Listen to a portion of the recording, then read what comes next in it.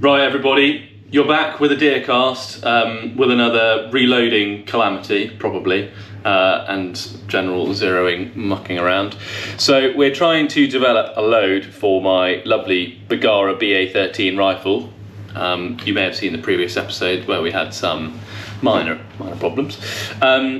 Since then, I've gone out on the range and I've done some load testing. So if I can ask my professional cameraman maybe to pan down just to have a look. So we've done a range of different powder charges, so from 42 all the way up to 45 grains, and you can see here the results, which were quite dramatic, I thought. Especially, I mean, a lot of it may not be my shooting, but we've gone from the lightest powder charge, which was at about 2.6 centimetres, so about an inch group, which I was quite happy with, all the way up to about 9 centimetres, which, how many inches is that, Tom? Divided by 2.5. Oh God. Okay, so we're going to say it's almost 4 inches. 4 inches, which is pretty concerning. So I think what we've learned from this is, I mean, this is a bit of an anomaly, I think, but what we've generally learned is that it prefers a lighter powder charge. So that's 42, which is the lightest. So today we've got a load of cases prepped, primed, ready to rock. We're gonna go even lighter than 42. We're gonna go to 41 grains and 41.5, and then we're gonna also test some different seating depths. Do a sort of short, medium and long, and see if we can tighten that grip up a little bit, see if we can work on my shooting a little bit, and have some more fun. I'm also going to sort my effing scope mounts out, which you will have seen from the previous video, caused me a lot of grief. So today is the day everything works out. Right, everyone, for those of you who've seen my video being very frustrated with my scope mounts that were loose and wobbly, thank you, Bergara.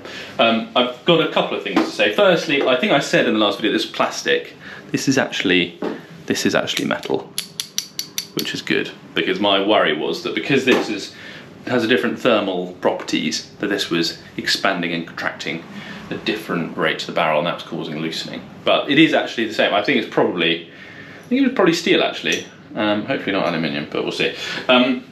Someone probably better tell me that in the comments. So what we're going to do to remedy this is Loctite, our favourite thing.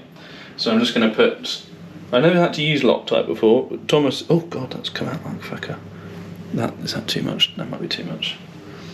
I've never used Loctite on anything gun related before, but Thomas assures me that this is the best thing. So all I would say, Loctite wise, is I use the 243 as in the blue Loctite, and it means you can undo it by hand, so you don't need to heat it to either cure it or undo it. And again, all I would say is be very careful about how much you put on. If you need to get it off, then you can use nail varnish remover and it will come off. Are we going to be in trouble because we're using 243 for a 308? Is that Tom's not that? It doesn't get bad joke. Doesn't get my heat. Right, so we're going to crank this bad boy down.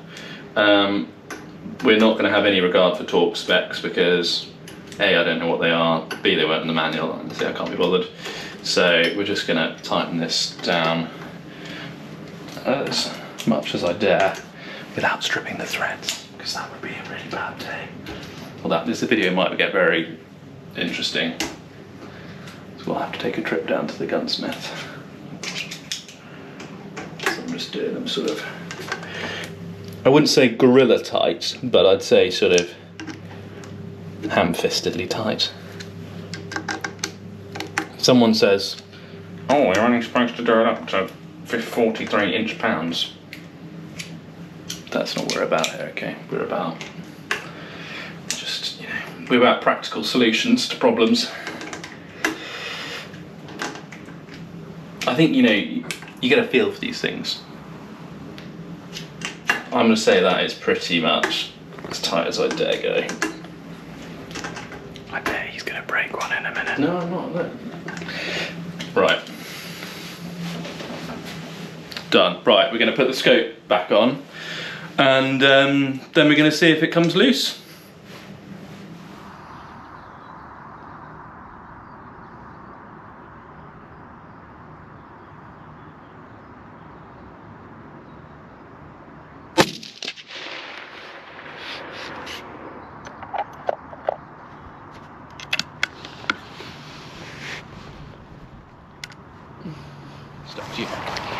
So, what's that? 2 groups fired?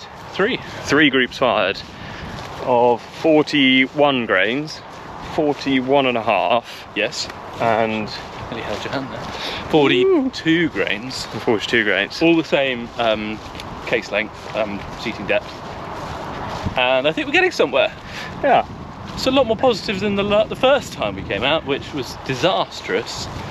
And have also Loctited the pick rail. I put, I'd say, a criminal amount of Loctite into my Picatinny rail, but you know, it's never coming off. Nowhere. Right, and then after this, checking these 3 groups, you've got 42 grain powder charges, but 4 different seating depths to try, I think. 3 different seating depths. That's the next thing. Good news, everyone. I think we're getting somewhere with the old low development. Exhibit A, B and C. We've got 41.5 grains. 41 grains, this one. 41.5 grains powder and 42 grains. And you can see we're getting, I think that 41 grain group is probably less than an inch, I'd say. It's getting pretty good for a Kiplauf, remembering that it doesn't have a proper mounting. Well, it does have a proper mounting system, but you know, it's never going to be as repeatable as a 6 lug bolt. I'm quite happy with that. Next thing we're going to test is the seating depth. So we're going longer than this by 3 different increments, and we're going to test that on those bottom 3 targets and see how we go with 42 grains of powder. So Tom's happy.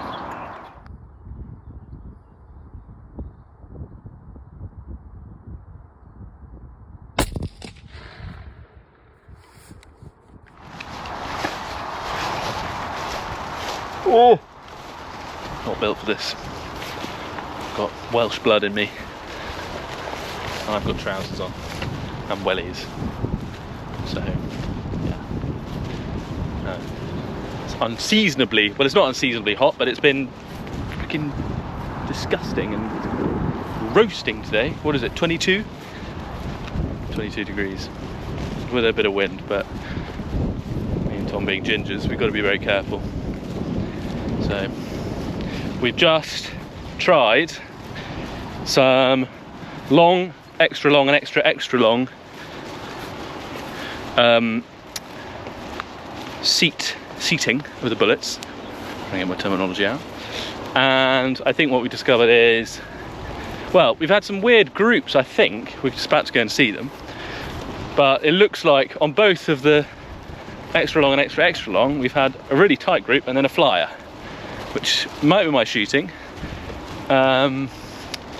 or it may be that it's just us not really liking it. So we're gonna have a look and see.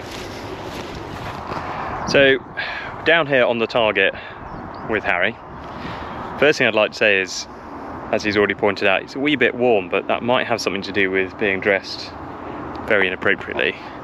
I mean, I'm in a set of shorts, and Harry has opted for.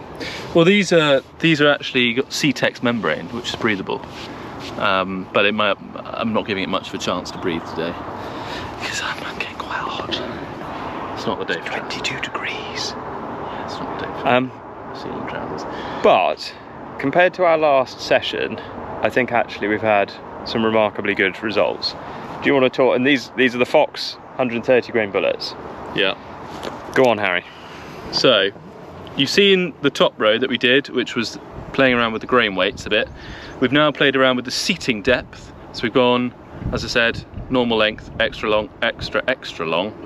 And I think we found that the rifle doesn't really like it. the groups have opened up quite considerably the longer we've gone. So I think we're going to stick with 41 grains of powder, which is the lowest powder charge. Seems like the rifle is liking slower bullets. Also, while we're here, Tom is desperate to brag about the group he just did with his Tikka. Oh, well, so that is 3 shots with the Tikka, 150 grain Fox bullets. That is exactly the same bullets, 4 shots with the Merkel K3 Kiplauf. That one I pulled, so you can sort of disregard that, but that's a 3-shot group there. So, I mean, I am pretty smug, I'll be honest. He's feeling he's very smug about it, but just shows you what you can do, you know, with the Fox bullets. They're clearly very accurate. It's the nut behind the butt.